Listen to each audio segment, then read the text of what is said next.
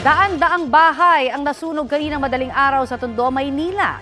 Ang isang residente kinailangang tumalon mula sa bintana para makaligtas.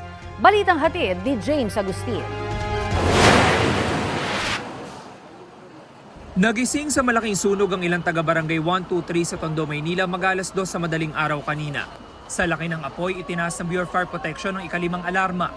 Pumwesto ang mga fire truck sa Mel Lopez Boulevard. Ang ibang bombero umakyat sa bubong ng mga bahay para malapit ang makapagbuga ng tubig. Nagbayanihan din ng mga residente sa pag-igib ng tubig at pagsasaayos sa mga fire hose. Buwis buhay naman ang ilang residente sa pagtatanggal ng mga yero.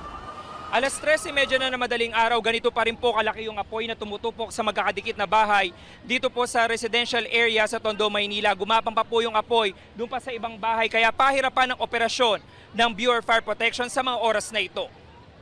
Matapos ang 1.5 oras, kinailangang itaas sa Task Force Charlie ang sunog.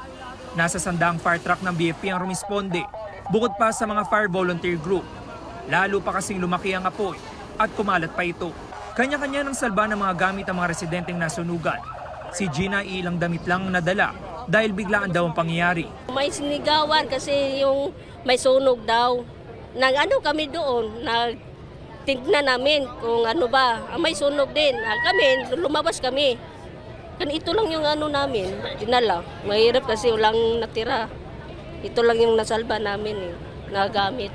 Emosyonal naman si Rima Flor dahil wala siyang naisalba ni isang gamit. Yung mga anak ko, kasama ko, wala na rin nasalba. Kaya, kapit na lang sa Panginoon, wala na mangyayari. Nandyan na Biglaan lang Kinilangan respondihan ng rescue team si Yuki na iniinda ang kanyang kaliwang paa na sumabit sa wire. Tumalon kasi siya mula sa bintana ng nasusunog na bahay para makaligtas. Kasama niya muntik matrap ang 3 taong gulang niyang anak na si Sakura. Pagkabukas ko, nataranta na ako. Ang nakita ko na lang kulay pula, tapos puro usok na talaga. Kaya ang ginawa ko, kinuha ko na yung anak ko. Tapos pagkatanaw ko sa bintana, may nakita ko isang lalaki doon na nakatayo, sinigawan ko. Sabi ko, kuya, isaluhin mo anak ko. Tapos pagkasalo niya, ako po, no choice na, tumalon na rin po ako. Nananawagan ng tulong ang mga residenteng naapektuhan. Lumalapit po kami sa inyo, sana tulungan niyo kami. Dito kami sa barangay 123 na sunugan. Pasado alas 7 ng umaga na ideklara ang fire under control. Ayon sa BFP, natupok ang 500 bahay. Apektado ang 1,500 pamilya. Inaalam pa raw nila ang sanhi ng apoy na nagsimula sa isang bahay na may 2 palapag. Yung binabanggit kasi kanina, may nagsasabi na kandila, yung mga iba naman may nagsasabing kuryente po yung naging cause ng sunog natin. So, pero iimbestigahan pa po natin yan. So we need to raise into Task Force Charlie to increase the number of responders coming from outside the city of Manila. Sa tansya ng BFP, umabot sa 10 milyong piso ang inisyal na halaga ng pinsala.